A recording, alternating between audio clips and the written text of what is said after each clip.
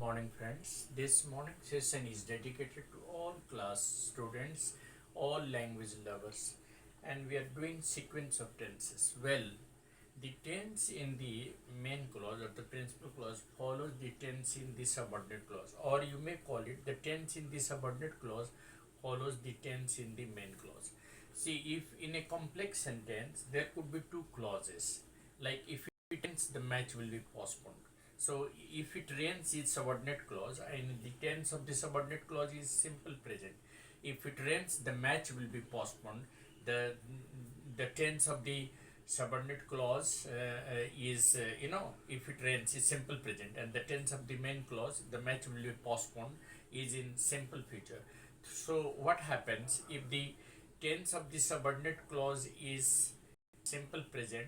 It, the tense of the main clause will be either simple present or simple future. Like if you work hard, you will succeed.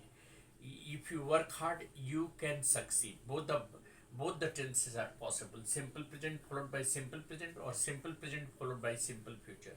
Like if India, rises to a greater height, it can win so many gold medals in the Olympics. If the players, the Indian players, are high spirited, they can win any medal in Olympic. So the tense of the subordinate clause, tense of the verb in the subordinate clause follows the verb in the main clause.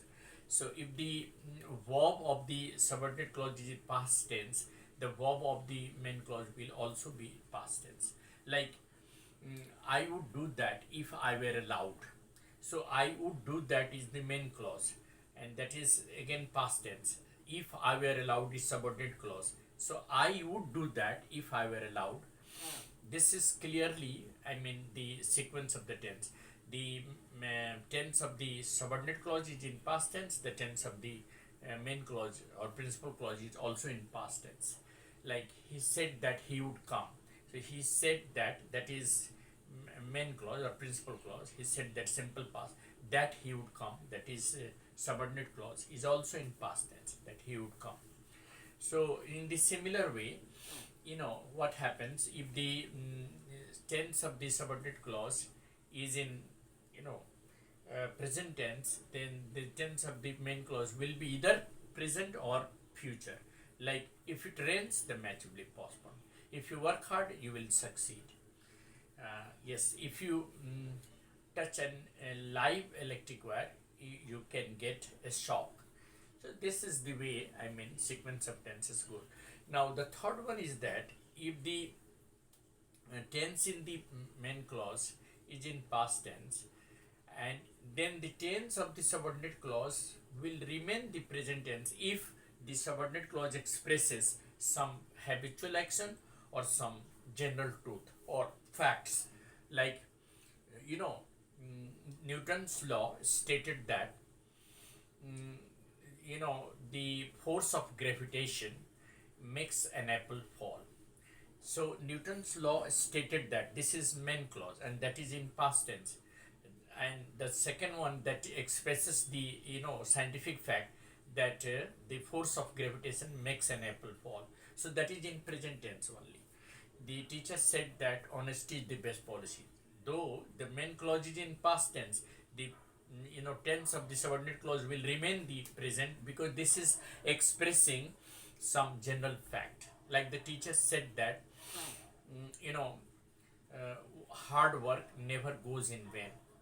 Never goes in vain. The teacher said that in the simple past tense, but the subordinate clause, that labor never goes in vain, is in present tense, because it is stating some fact. So when you are stating some fact, there will be no change of tense. Even if you write the main clause in past tense, the subordinate clause will remain the same in the present only.